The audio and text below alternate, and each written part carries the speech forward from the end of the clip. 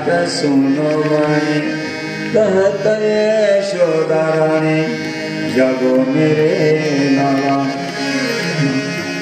भानुके के गण देखी कमलिनी विकसानी समुदित सकुचानी दधे मथित बाला। हा स्वर त्यांच्या कानावर यायचा।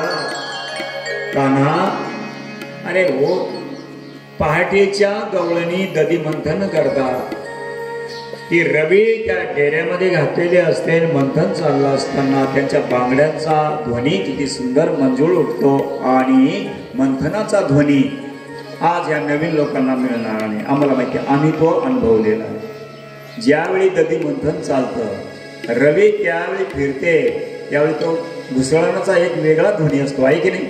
कानाला फार सुंदर वाटतो तो असा दधी मंथनाचा ध्वनी मैया म्हणते कान्हा समुदित सकुचाने दधी मतीत बाला।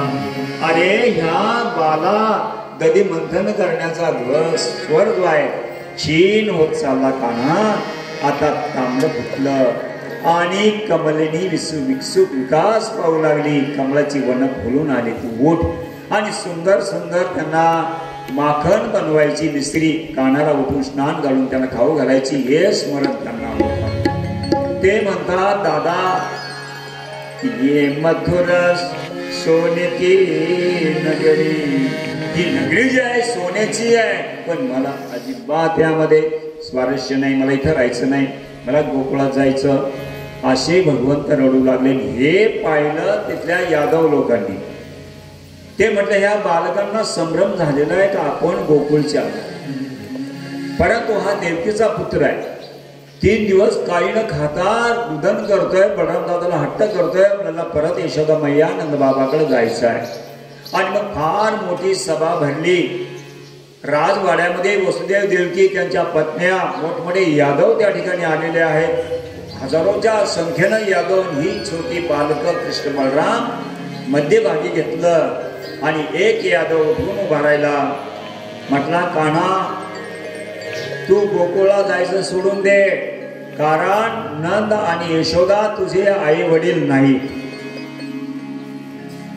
तेव्हा हे रडणं तू सोडून दे या ठिकाणी मथुरात या मथुरेचा तू राजा इथंच राहा। वसुदेव देवकी आई वडील आहेत तुझे तेव्हा पुन्हा आग्रह धरू नको नंद बाबा यशोदा मात्याकडे जायचा आग्रह धरायचा नाही।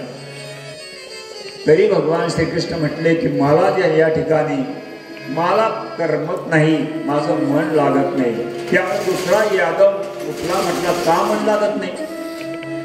अरे देवकी तुझी आई तिचा विवाह झाला त्यावेळी कंस जो आहे त्यांचा रथ हाकत असताना आकाशवाणी झाली मूर्ख कंसा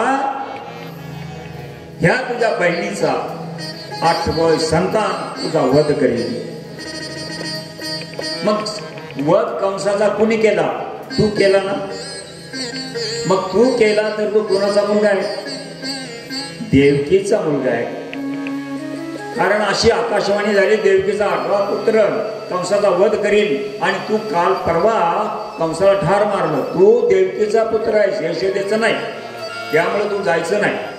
तरी भगवान श्रीकृष्ण मानत नाही। मग दुसरा यादव उठला म्हणला तो आम्हाला आगीतून काढून फुफाट्यामध्ये टाकलं